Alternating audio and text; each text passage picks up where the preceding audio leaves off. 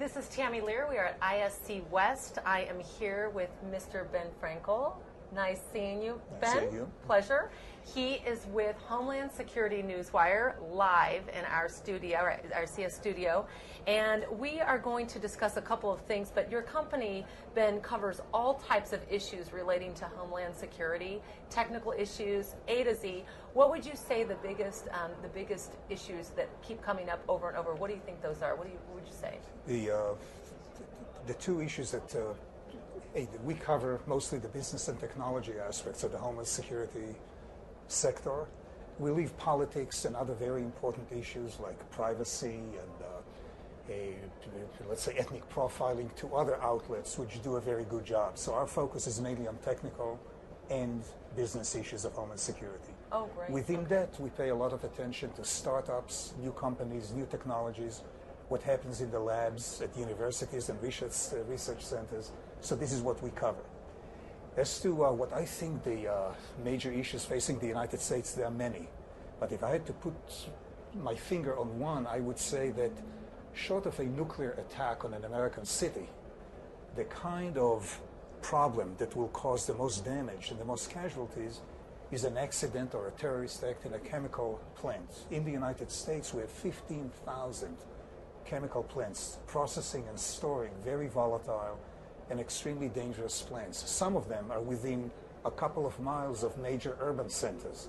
Right. 2 years ago, Congress passed legislation to tighten security at those plants. The legislation is not complete, and it had nothing to do with the transportation of chemicals between plants and between cities. So if I were to focus my attention on one issue out of the hundreds of issues we face, it would be tightening the security of chemical production, chemical plants, and the transportation of chemical hazardous materials between and among plants. Very interesting, thank you. And what do you think we're doing right within Homeland Security? What are we doing right as a country, and what could we do better? We are doing many things right. In 10 years, when we did nothing before 9/11 to doing a whole lot. Many of the things that we don't do right, I think, are inevitable simply because of the federal structure that we have, that everything has to be divided among three levels of government, the local, federal, and state. You have constitutional obstacles to doing things more efficiently. For example, wiretapping any suspect that we want to wiretap simply because that would be depriving people of their liberties. So I think that within the constitutional structure of the United States, which the founders themselves envisioned as constraining the power of the federal government, within those constitutional constraints, we're doing as well as we can. In terms of doing better, do you think that's something that can always be improved upon? Or? Anything and everything can be improved, but we should be careful not to swing the pendulum too far in one direction. And let me just give you one example. After 9/11, one of the major recommendations of the 9/11 Commission was that there must be much more intelligence and information sharing among the various departments and agencies of government.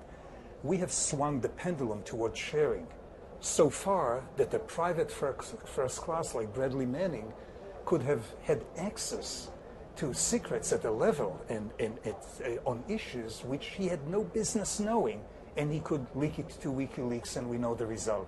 So my idea is that everything can be and should be improved, but we should be rather cautious as we move forward, not to quote-unquote go too far in improving things. So given those threats that we face at times, do you believe that the security industry plays an even bigger role than ever? I think the security industry plays a huge role, and I hear from many companies, especially small companies, we don't do any business with the government, so why should I be interested in what the government is doing? And yet, what the government is doing with the input or without the input of all these hundreds of companies who think we have no business with the government, any piece of legislation, any piece of executive order, any piece of regulation, it has a direct impact on these companies. So they may not have any contract with the government, but any piece of legislation that the government passes would tell them what to do and what not to do. So every company should want to have a say in fashioning regulation and legislation. Right. Yeah, absolutely. Now, Homeland Security Newswire is actually the media sponsor for the summit that will be June 21st and 22nd in dealing with all governmental issues, the government summit specifically. Tell us about that and the role that you're playing. Well, we will be writing quite a lot about the event in Washington, D.C. in the middle of June. But the reason why we chose to be sponsors, we tend to address, this may sound a bit self-promoting, but our readership is very high quality. Every CEO, every CTO, very senior officers and decision makers, both in government and the private sector. And we were looking to become affiliated with and sponsors of an organization that draws on the same high-quality audience. And SIA, or the Security Industry Association, was a natural fit.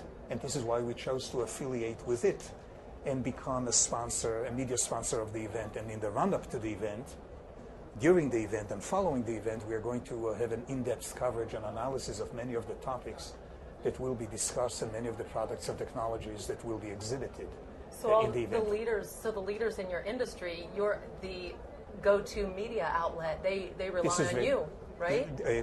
We hope so, and we assume so. Yes, and for based on their the feedback, information. based on the Yes. feedback that we get, the answer is yes.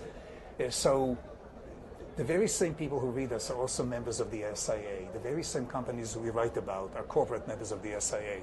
And as I said, this was a natural fit for us to become sponsors of the event. Right, right. Now, when you have people that, again, like you touched on earlier, where they'll say that they don't have much affiliation with the government, why should I worry about what's going on in Washington?